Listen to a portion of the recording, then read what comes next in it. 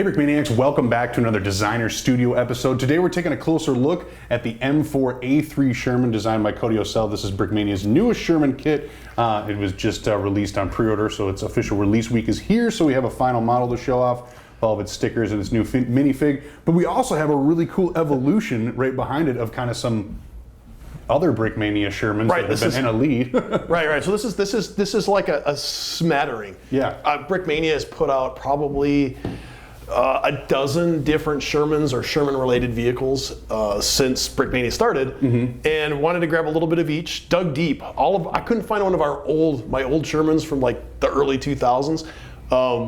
Because either they've been sold as sets, the display, I have no idea. They've been lost to time. I think my guess is that all of my original old gray Shermans are sitting on the LST 325 on the LST 325 model that we donated to them. Well, that's a pretty cool place for them to be. Right. So we can't sell them. We can't do anything with them. Might as well put them in a museum. So. Yeah, that's where they belong. Really, those original ones were cool. So I did some digging, managed to find this old Lee model. It's probably about 12 years old at this point. So, but it gives you an idea of the original Brickmania. This is Brickmania's original Sherman design that came up with like 2003 or something. This is hints of it. Obviously, things have changed.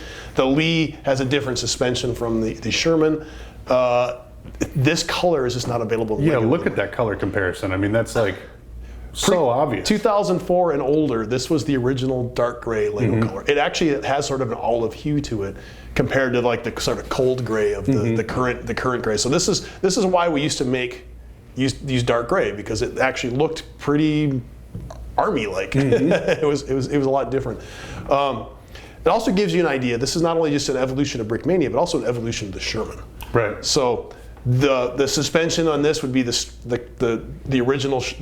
Even the early Shermans had this sort of straight up and down bogey suspension with the way that the suspension was aligned.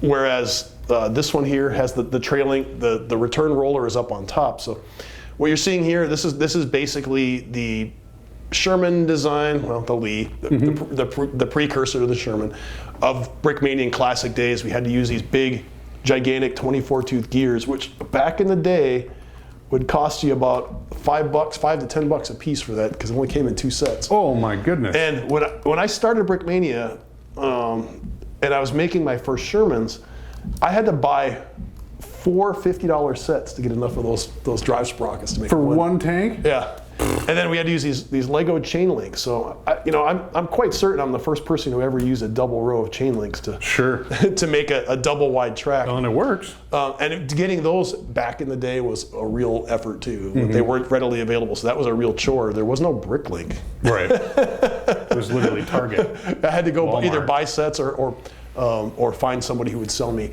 large quantities of those.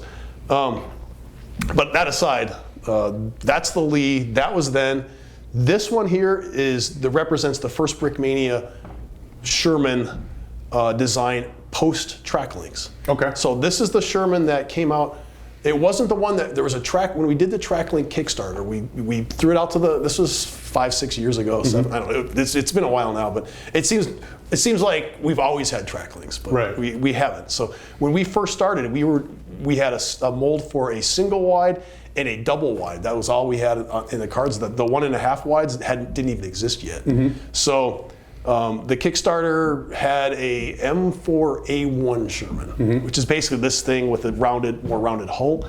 And then we did for massive production. This is the Sherman that came out after that, the first one. So it's kind of like a modular Sherman system. We did a hull that could be changed out. You could use the same hull to make a M7 Priest, or you could do it. You could use it to even change it to make a Lee version, which we did have in the Kickstarter. Those are all available. So this is the first evolution. We made like 2,000 of these, more than 2,000 of these. Really? Okay. Yeah, it's just we kept it in production forever. It was the next Sherman, the big Sherman kit that we'd make 100, they'd be gone. Make 100, they'd be gone, and we just kept doing it. So I think like 2,300 of them later, we finally changed up a little bit.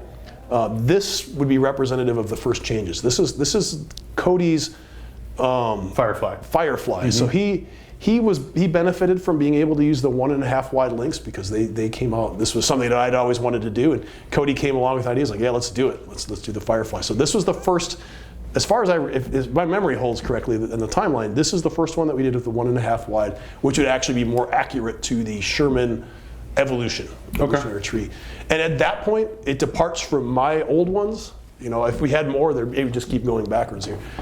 So this is going forward.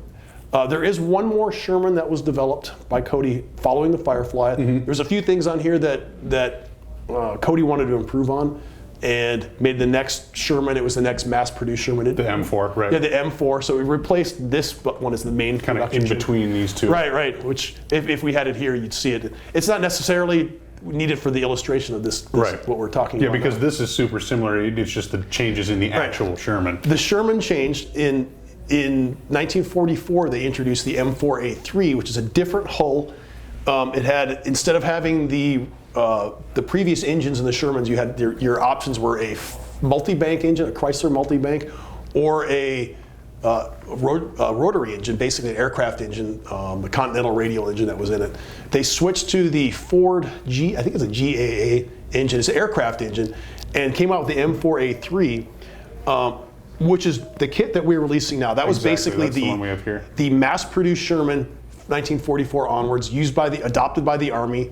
The Marines were still using M4a2s, which were a diesel version. A lot of those were being exported. The M4a4s was that multi-bank version, which were mostly being exported to Russia and Great Britain. Okay. Hence, the Firefly was built on those. So that's the mass-produced one. This one here is represented, we're kind of like doing the leap here. If you actually kind of reverse it. Sure, in the actual evolution of not Brickmania, but real Shermans, this would have been the order. Well, they came out with these about the same time. Okay. So this turret actually, this is the jumbo. We only made I think we only did one batch of 100 of this. Correct. A very limited edition. We did that as a holiday bonus tank. Basically a preview of what was to come with the M4a3 here. This one does have that larger turret, which you'll see on the EZ8. They adopted a bigger turret. The U.S. Army Ordnance were working on a heavy tank. Heavy tank get adopted, but they took the turret.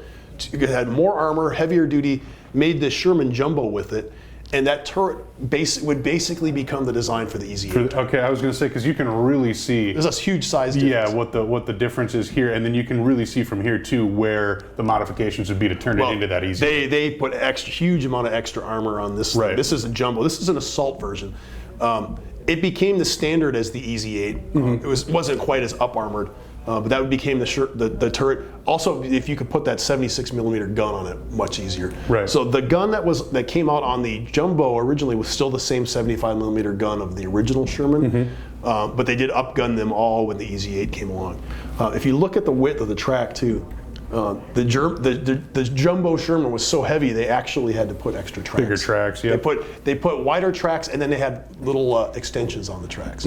So, but this is your M4a3, the standard 1944 going forward Sherman.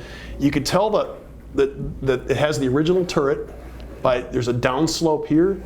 The new turret has an upslope. So they call it upslope turret, downslope turret. You also had the difference between these original Sherman, the M4, it only had one hatch on the roof, just had the commander's hatch. When the British came along, they developed the Firefly, they actually cut a hole in the roof of their Firefly turrets, their M4 turrets, and made another hatch for the loader, because if the tank caught on fire, everybody has to escape through the commander's hatch from inside the fighting compartment, the gunner, the loader, and the commander. So yeah, if say the commander was injured or killed, they'd have to throw his body out of the way in order to get out of the tank. Whereas they have a second hatch. That became standard on the M4a3.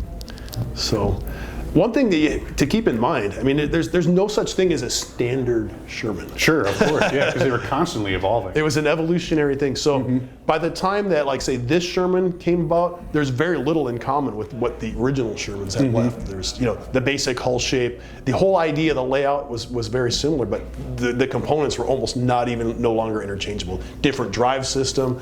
The ammunition wasn't even the same. The storage wasn't the same. They eventually went to what they call a wet ammunition storage. So there was the Shermans were really notorious for catching on fire and burning up. Right.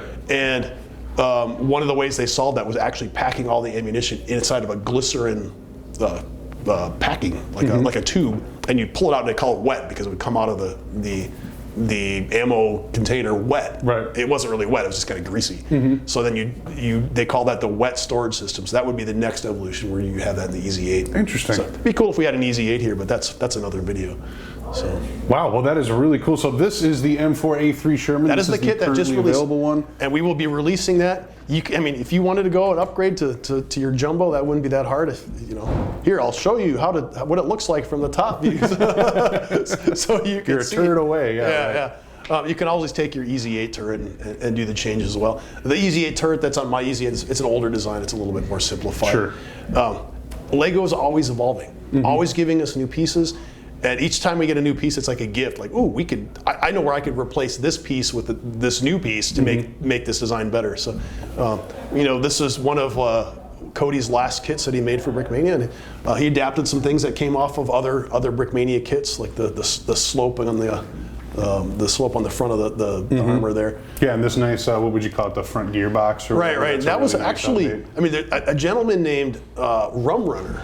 Okay. The guy who invented the micro brick battle game actually is the one who first came up with that design. I refrained from using it on mine out of respect for the designer for a long time, and figured 5 years, 10 years had gone by. It was time that we would adapt it for Brickmania for use. Sure. It actually came out. We first used it on our the Super Sherman.